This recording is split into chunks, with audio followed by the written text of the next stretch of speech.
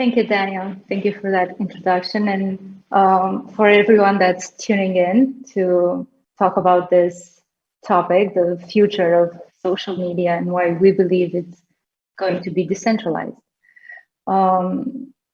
Distrikt is a social media network that wants to empower users to take control and ownership over their digital presence. And we started off as trying to be a competitor, a decentralized competitor for Linked Up. But since we've gathered a community that would like to define Distrikt in its own terms, so now we kind of rely on our users to give us the direction we need in order to position the product correctly. I will start by presenting Distrikt briefly so you get a sense of our work and perspective, and then talk a bit about why decentralized social networks are needed in today's digital landscape, what are the pain points that we're trying to address, and of course, the challenges that come with such a radical change. Distrikt is a fairly young project. It's being supported and maintained by the Open Internet Foundation, a Swiss not-for-profit with a mission to promote the expansion of an open internet through the development of digital products and services that empower the user. And Distrikt is the first project of the foundation. We began working on it and putting together a team in February this year. We then launched the web app in July and the Android app in September. The roadmap we set for ourselves is pretty ambitious. You can find it on our website, it's distrikt.io. But so far, we've stuck to it, and the only real delay on our roadmap was getting the iOS app in the Apple Store. We've been back and forth with reviewers for months, but we're hoping to have it published by the end of the year as a Christmas present to our users that have been demanding it pretty adamantly. But the idea itself, what we're trying to accomplish, a decentralized social media network, it's not necessarily a new one. People have been experimenting with alternatives to what we've now come to refer to as traditional social media networks that featured varying degrees of decentralization, and some alternatives have been around for quite some time, like Minds or Mastodon or Signal. But what is new about Distrikt is the execution and the technology, because the platform lives 100% on blockchain. So because of the unique capabilities of the internet computer, it relies on absolutely no centralized infrastructure like AWS. The entirety of the platform, including the backend, front end, all the assets uploaded by Distrikt users, are stored directly on the internet computer. This offers Distrikt a lot of autonomy and frees it from platform risk. For instance, during the latest AWS outage, Distrikt worked without any issues whatsoever. And there's a new generation of social networks that are being developed right now that take decentralization very seriously. And we now have the technology to make these platforms truly autonomous. But what does it mean for the end user? Well, it means that we're tackling some of the major issues that come with the way social media networks function right now. And I certainly hope that none of these issues are any news to you. But first and foremost, we have the issue of privacy. And this is a big one because it's also deeply linked with our data, who owns it, and how it's being handled. Privacy is actually one of the fundamental values of Distrikt. There's a reason why it's considered a fundamental human right and not a privilege. But as with most of the human rights issues that we're faced with, we've been systematically desensitized to privacy issues. We're made to feel like giving up our privacy somehow a required compromise that we need to make in order to be good digital citizens.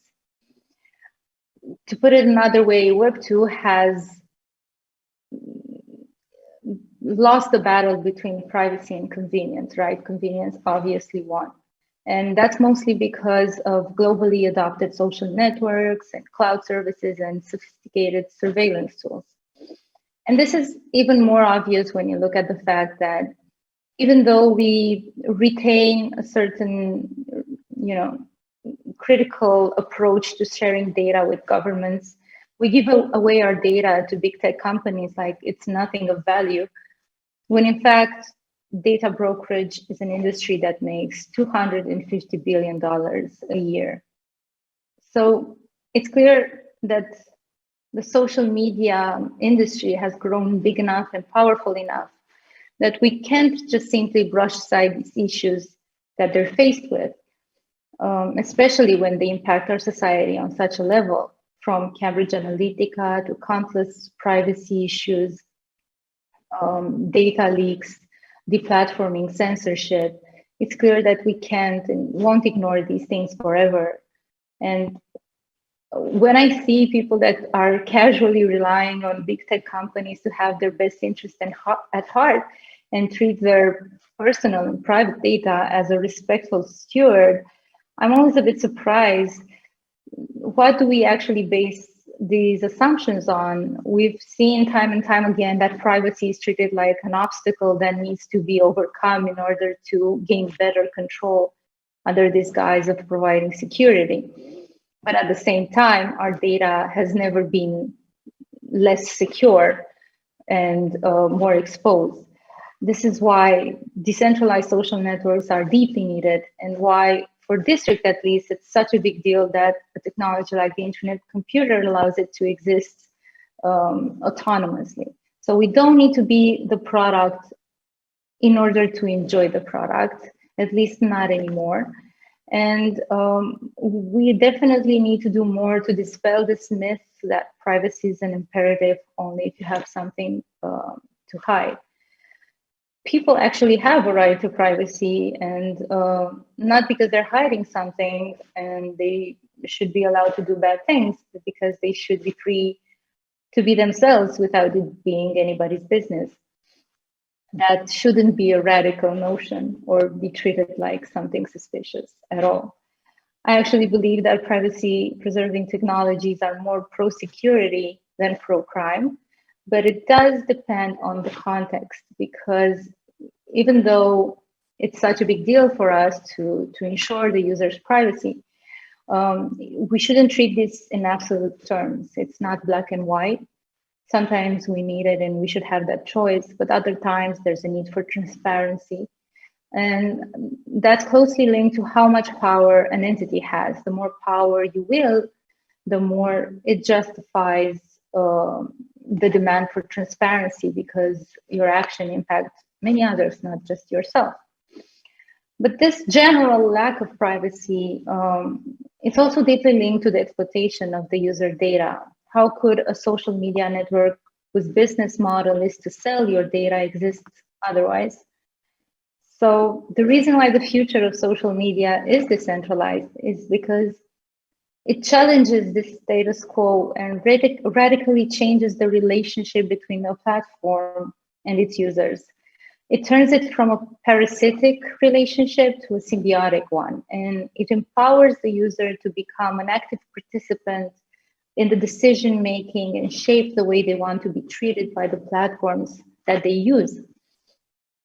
And they should, because they are the only value that a social network has. And the reason why that platform went from being a website to being a network. And fixing these issues is not very easy. It comes with its own challenges, but it's worthwhile, because shutting down social media networks or refusing to use them altogether is not really a viable option. These platforms are needed and often create an environment that nurtures positive relationships and cooperation. So we need these means of communication and expression. We just don't need to pay for them with our data or submit to censorship or face deplatforming. We need to build better alternatives, and this is what we're trying to do. Distrikt doesn't require any personal data from you. When you sign up, you don't need to provide anything. You don't even need a username or password. It's login. It's an anonymous blockchain authentication framework called the internet identity. And it's based on biometrics, and that information never leaves your device. So you don't have to, have a wallet, or no key management is involved. It's pretty straightforward. Distrikt doesn't know your name, age, nationality, gender, and it has no interest in your shopping preferences because it's not selling you anything. So not only does the Distrikt platform not collect its user data, it didn't implement any advertising models, nor do we have any interest actually in developing advertising tools like we see now on the main traditional networks, because that would ultimately mean to exploit the user's data, and that's not what we're about. What we are interested in is developing the platform's governance model that will empower the Distrikt user to take an active role in decision making. And maybe that means they decide that they disagree with our take on advertising and they want to develop or maybe fund the development of an advertising tool. That's, again, up to the community. So decentralization of social media network is not only a technological paradigm shift, but also a shift in the way we define our relationship with our digital identity, presence, and our responsibility within our digital community. And communities are one of the biggest promises of Web3. The community itself having power over the product instead of it being the other way around. And this community can be anything. It can be a business, any type of organization. So right now, if you want to build a community around your business on a social media platform, you need to accept its role as an intermediary between you and your community. And as is the case with most intermediaries, you need to also accept the restrictions, the gatekeeping, and pay their fees. Not only that, but platforms like Facebook will actively restrict your access to the community that you build in order to charge you extra for reaching them, right? So that doesn't really make sense in Web3. We also plan to show that there's a better way of building a community around your business and passion, values. Because right now, Distrikt has the expected normal social media features like creating and customizing your profile, posting, liking, commenting, finding new users to follow. But the end goal is way more ambitious, and that is to become a community building tool that allows you to create your own group called Distrikt and tokenize it and create your own access and government rules, maybe an NFT based access, and overall have all the tools that you need to manage it. And everything should be built on top of this fully decentralized network that gives you independence and autonomy. And I believe this will be a powerful tool, and it will bring a lot of value to those organizations that are looking to build and grow their communities on their own terms. But just because we're fixing all these old problems, or at least trying very hard to, doesn't mean that we have a perfect solution. If anything, we're discovering new challenges. But I hope these prove to be better problems to solve than what we have right now. A big challenge for a decentralized social network is moderation. That's a big challenge even for a centralized social network, as we've seen in the case of Twitter, Facebook, and basically every single social media network. Proper incentivization and finding a balance, and make sure you don't under incentivize or over incentivize, and that both the users and the platforms are aligned and looking in the same direction and pursuing the same goals. It's also a delicate thing in a decentralized system. Governance is also a challenge because the one token, one vote system seems to be not well designed for a social media network, but there are ways to overcome it. And Distrikt is definitely putting a lot of resources into it. And of course, once these two big issues are solved, we still have to overcome the technical and cultural barriers to entry, which means getting outside of the blockchain and crypto bubble and out into the world and presenting these benefits and this unique value proposition to people that are not familiarized with decentralization and blockchain. I really hope we get to solve this last one. But I understand that we do have some questions, Daniel. Or maybe not. Hello, Andra. Yes. Yes, we have around 10, 12 questions already. Oh. Should I read them, or I think I pasted them on our Zoom? I think that's going to be very interesting. Yeah, let's see. Should I read them? Do we have the time? I think we have 10 more minutes. Yeah, we have 10 minutes. And also, I take the advantage to ask the audience if they want to send more. Happy to take them. But yeah, we have 10 minutes to answer the questions we already have. Okay, awesome.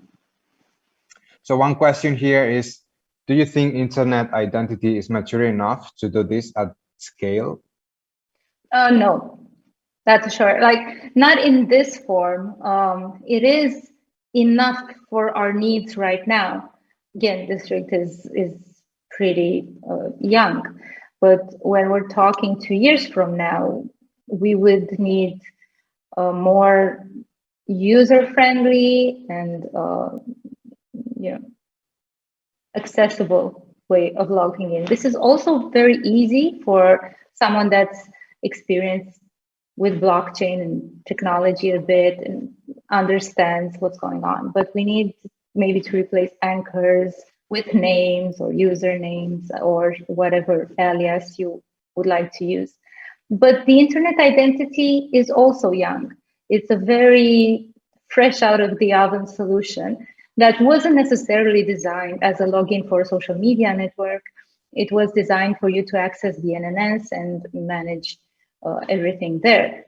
So maybe we will develop a better and friendlier and more social media appropriate login when the time comes. For now, it serves us very well. Great, thanks for the answer. Another interesting question is, I love this, but what is the monetization model for a decentralized social network? Or another way to put it is it sustainable? How does it make money to make it sustainable? How does it work? Yeah, the good thing is that Distrikt doesn't need a lot of money to stay live on the internet computer. Actually, we did some digging about this and to see how much we spent. And since we launched in July until I think a couple of weeks ago, we spent under $100 to have the internet, to have the Distrikt on top of the internet computer. So that's the good news. The monetization, the goal of it is to make Distrikt sustainable, not to make it necessarily profitable. And we can do that through a lot of different means. For instance, the Open Internet Foundation that's in charge of supporting and maintaining the project, for now at least, has staked 40,000 ICP for 8 years, which in turn generates rewards used to pay for everything needed so that Distrikt can stay live and especially free for its users. Thank you, Andra. Another interesting question, will you ever interoperate with other protocols like Ethereum? And I'm adding another question here is, because Distrikt is built on IC, Internet Computer, why did you choose Internet Computer? Well, We chose the Internet Computer because it allows us to host the entirety of the application on the blockchain, right? We don't have the front end on any centralized system like AWS. We needed Distrikt to be different, and we needed it to make an actual change. And having it fully on chain is a great value proposition for us. Integrating with Ethereum, I think that's going to be possible quite soon at a basic level, and then we'll see from there. But we love the Ethereum community, and everything that's being built on Ethereum is mind-blowing, and it's growing so fast. So it's definitely in the cards for us. Got it. Another interesting question. If I go to distrikt.app, I share the link with the audience. What can I do? What can I do as a user? Can I share tweets or images, or how does it work?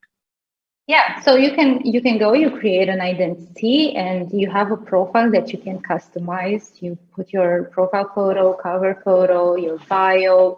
You can put links in your bio or tag other users. You can post content that's written, attach photographs. We don't have video support yet, but you can attach photographs and even upload GIFs. So that's fun. It has all the basic social media network features that you'd expect. A discovery feed, find new users and follow them, hashtags, everything. Okay. You sometimes hear Victoria here. This is already talking Hi, to the previous session. Yeah, I had another question here, is that if there is the app already for iOS? Yes, the app has been completed at the same time with the Android app, maybe a week later or something like that. But we've been required to develop new features by the App Store, like blocking, which is a bit more complicated when you're relying exclusively, on your canister and Internet Computer, and you don't have traditional database to work with or servers. But it's done, and we've resubmitted the app, and hopefully it's going to be published by Christmas. Fingers crossed, guys. Okay, understood. Question maybe a little bit forward-thinking, difficult maybe to answer clearly. What do you think about regulating the social media in terms of cyber abuse?